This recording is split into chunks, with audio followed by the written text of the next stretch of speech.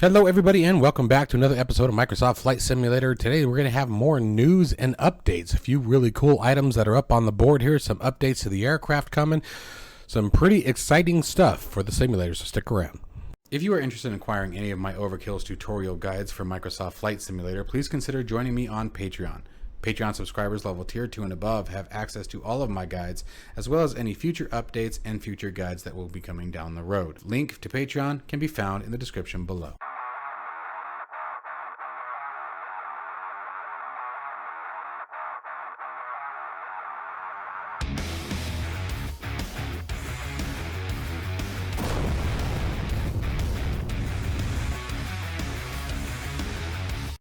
All right, so first up on the list, some exciting stuff coming from A2A Simulations. We know them from P3D and FSX.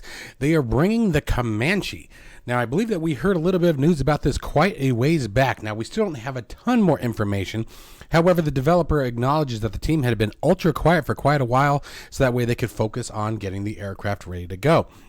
Now, they were hoping to get a development video out, but decided to hold off based on some really intense features, it sounds like, that are being put into the aircraft. Unfortunately, that also offers another delay of approximately 4 to 6 weeks. But it's really exciting to hear the words. The downside in this last feature is adding 4 to 6 weeks to the development timeline. But what we are doing now is something I've always dreamed of doing on several levels.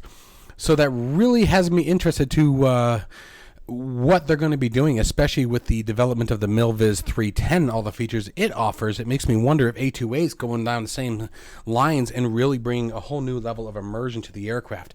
Now, obviously, anything that I say at this point is only speculation. However, the Comanche is going to be another very welcomed aircraft, at least to my hangar. I would absolutely love to have a Comanche.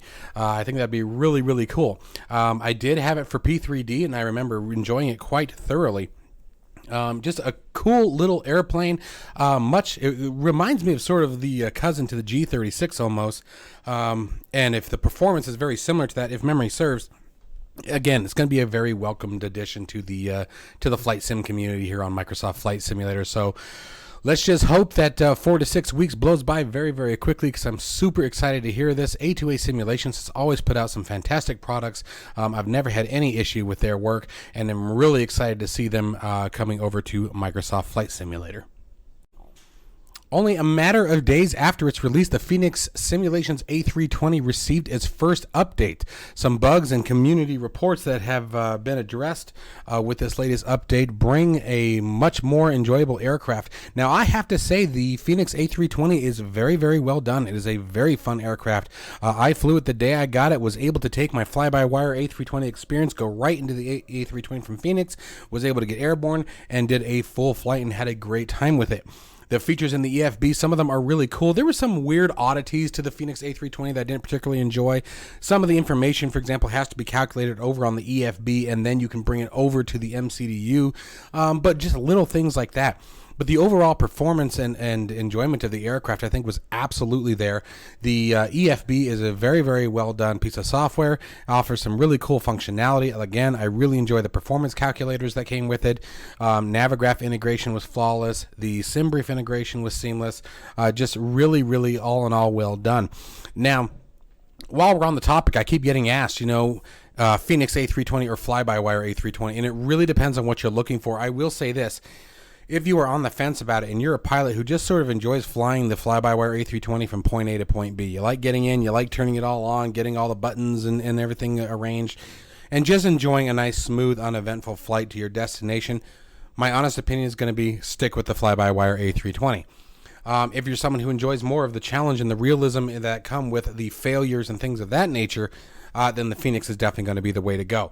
But it is really nice to see the development team is working this fast to address the bugs and issues that have been addressed by the community since it's released. I really, really do enjoy seeing that. It's nice to see that the developers are on top of it, so I absolutely commend them. Again, it is an absolutely wonderful aircraft. It is definitely worth the price that you pay for it, especially if you are someone who is coming new to the A320 series. But it really depends on what you're looking for from the aircraft. But both aircraft are wonderful. I have no regrets about purchasing the Phoenix A320. It has been an awesome airplane, and it's nice to see it being updated. Sticking along the same lines, we have the PMDG 737 development update from Robert Randazzo has also given an update on the forums as well. If you guys are interested in checking out over there, many of the bugs and issues, again, that have been reported with the PMDG that are within PMDG's realm to solve. Some are being addressed, and we should hopefully see an update to the 737 by the end of this week. Now, Robert did go on to say that a lot of the issues that they are experiencing, unfortunately, are falling on Asobo, and a bunch of issues that they are hoping will be resolved in Sim Update 10. One of those that is listed specifically in this article is such as the artifact flashing on the displays, and hopefully the pause functionality. For those of you who don't know, the 737 actually has a pause button within inside the CDU, the FMS, if you will, whichever one you prefer, FMC, and it does not work. So hopefully that's something that will get resolved very quickly. I do appreciate what Robert is saying when it comes to, you have the Asobo side of the fence, and then you have the PMDG side. So obviously they're bound within the limits of the software, and if there are bugs in the software that are preventing full functionality, those are going to fall on Asobo to hopefully address very, very quickly. Now, PMDG being the maker and the developer that they are, and the history and experience that they have, I'm sure that hopefully all the issues around the 737 will be resolved rather quickly. So, again, exciting stuff. The PMDG 737 tutorial guide that I am working on should be out within, give me about 72 hours. I think we're just about ready to wrap things up here. So I'm in final testing, putting things together, doing some more further flights. So if you guys are interested in that, please consider joining me on Patreon. That's where you'll be able to acquire the guide. That will be the only place that I release the guide this time. And it just makes it a bit easier to manage that. And you also have access to any other guide that I put out by subscribing to Patreon, tier 2 and above. To all of you who do support me, I absolutely appreciate it. I would not be able to do what I do without you guys, and truly appreciate all of your efforts. Last up for news today, we have the Flight FX Honda Jet is releasing on May 31st. This will be another one I'm definitely going to check out. It's kind of a goofy looking airplane. At the same token, it's got my attention. I definitely want to be inside it and see what it's all about. Very good YouTube video put on this. There will be a link to this article down below. Make sure you guys watch the video. The video looks absolutely gorgeous. The aircraft looks stunning for what it is.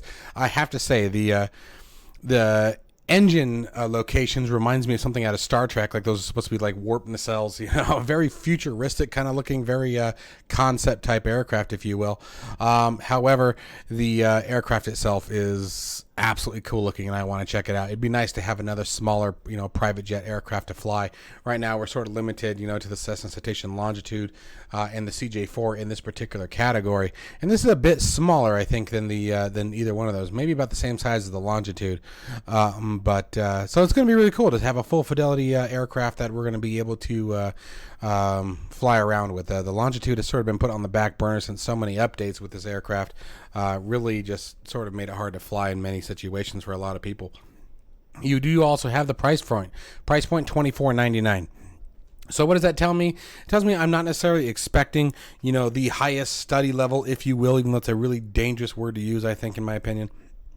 But I think we can expect some really good functionality from it. And again, it would just be nice having an aircraft that's custom made that falls into the business jet line of aircraft. So super excited about this one. Let me know what you guys think about the Honda Jet, and definitely tell me what you guys think about how it looks. And we'll see what happens come May 31st. All right, moving into just a couple of add-ons, nothing too crazy here. One of them is really exciting, though. The 737 ground handling switcher. This is a tool that was recently developed that allows you to switch your ground handling liveries, so your catering trucks, your luggage carts, your fuel trucks, to represent the company that you're flying. It is a very, very cool tool. You can see right here some of the liveries that are already included with the tool. Pretty freaking awesome. It allows you to very quickly switch between the different liveries on the ground. It gives you an opportunity to sort of set things up before you start the simulator. That's the only catch. You must take action with this before you actually start the sim. Once you start the sim, you won't be able to launch the tool and effectively use it. So you basically launch the tool, select your livery, launch the simulator, go fly, and have everything all custom and laid out. It's a really awesome tool and makes that process significantly easier. I am kind of bummed out. I'm hoping to see Southwest soon. I want to make sure I didn't miss it. Nope, I didn't miss it. But hopefully they'll think of me. Anyways, let's go ahead and move on to our last segment here.